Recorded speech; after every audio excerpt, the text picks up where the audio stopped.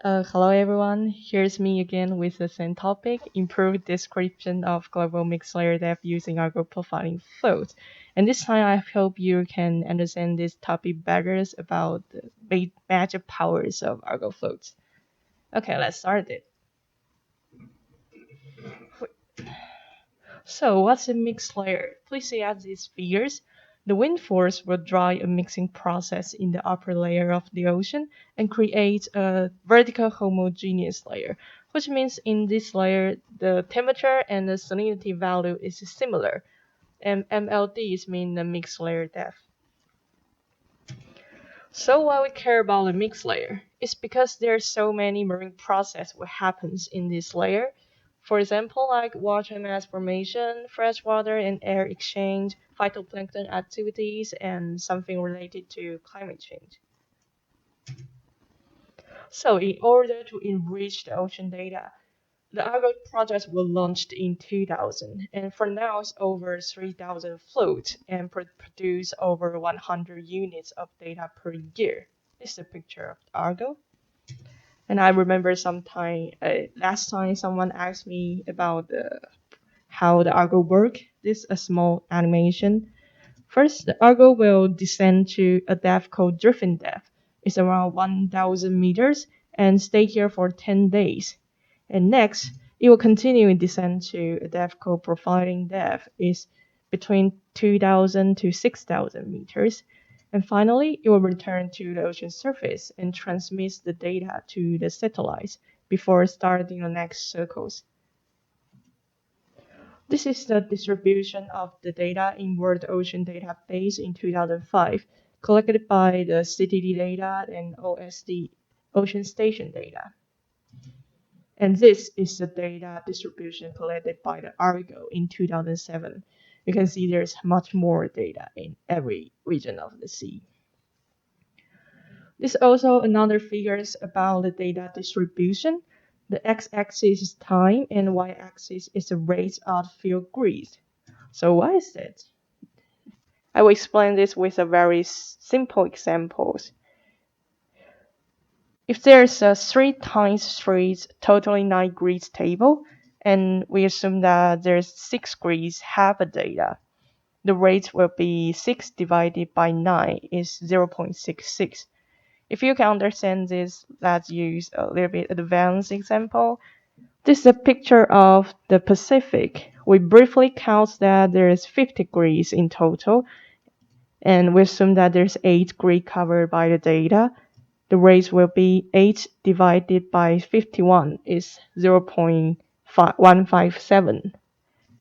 Okay, let's back to this figure. Now you know what is rate mean. The higher rate means there's more data, more grids covered by the data, and the lower means there's less.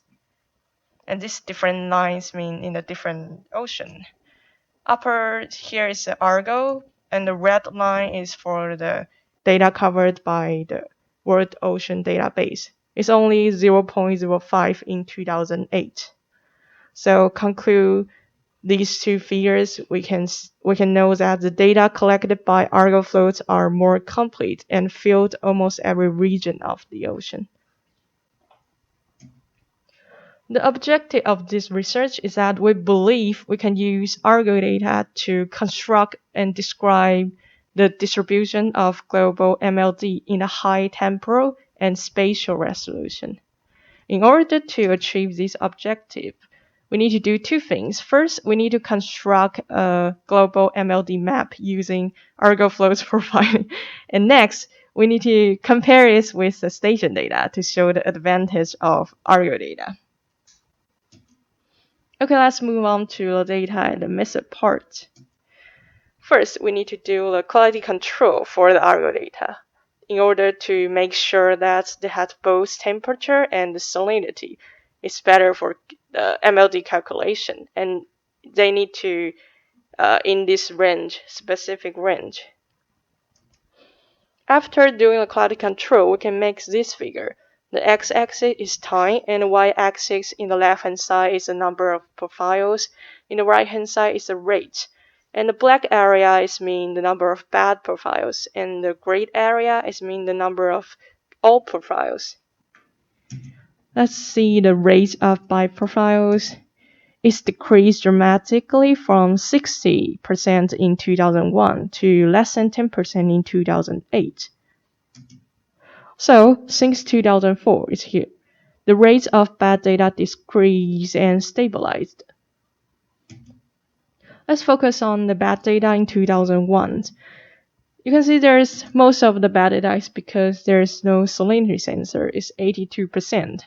But in 2008, the no salinity sensor, the portion of this is decreased from 82 to 2%, which means that most recent Argo data include temperature and the salinity.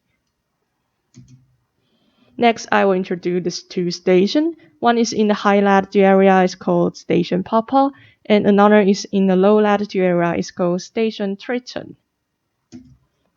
And last is the definition of MLD. We use the density threshold method, potential density threshold method.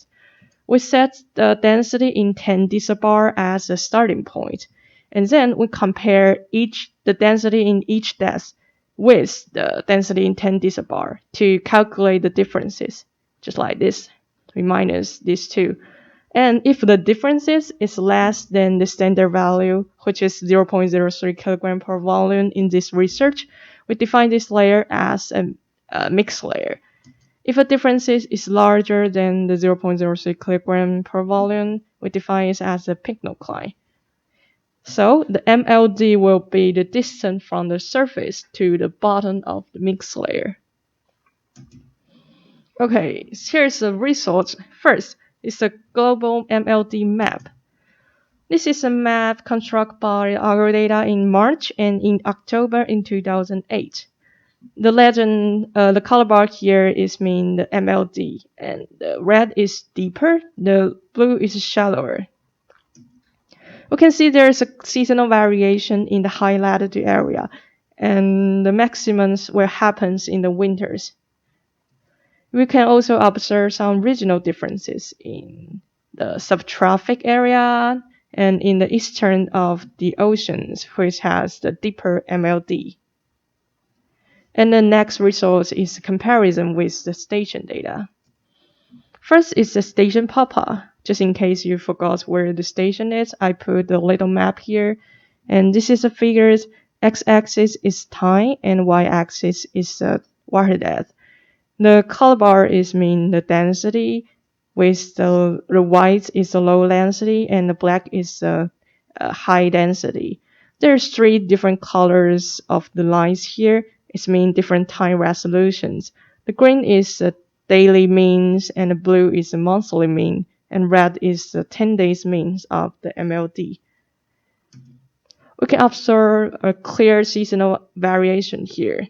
Why is lagging? What? Oh, okay. In the summers, the MLD is shallower, and in the falls it will increase and reach a maximum in the winters and will decrease in spring, as same as the results that I have showed in result 1 in the global MLD map in high latitude region. So like this. If we compare the station data with the Argo, we can see the most difference happens in the spring, with Argo data have a more large fluctuations in this time period, which means it contains more details in there. And next is the station Triton in the low latitude area, and we can see there's a clear pycnocline here by this isopycno. We also do the same comparison between the station Triton and Argo. And we can see there's the same results as the station Papa, which is Argo have a large variation in the winters and the spring. So the Argo 10-day data are better in describe the sub-seasonal variations from these two comparisons. This is a small table that I made for the station and the Argo 10-day data. Argo 10-day data have a higher vertical resolution, and it also can show the more sub-seasonal detail. So it's better, obviously. Let me briefly summarize the results. First, The Argo project data filled most of region globally with the high quality and both temperature and salinity data. So the global graded MLD map can be improved by Argo project data. And conclusion 2, the Argo 10 days data have good vertical resolution coupled with the subseasonal detail, which means that Argo 10 days observation are better in demonstrating subseasonal and vertical variation of MLD. Thanks for listening.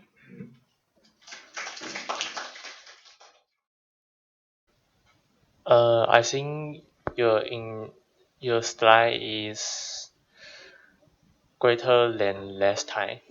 You add some animation and you talk smoothly. Thank you for your presentation, and I think your talk is fluently, and your talk speed makes me comfortable. And one thing, the major improvement I think is that you remake the table instead of just copy and paste. I think it's good. Yeah. Oh, I would like to say that I think the explanation on the red of the grid.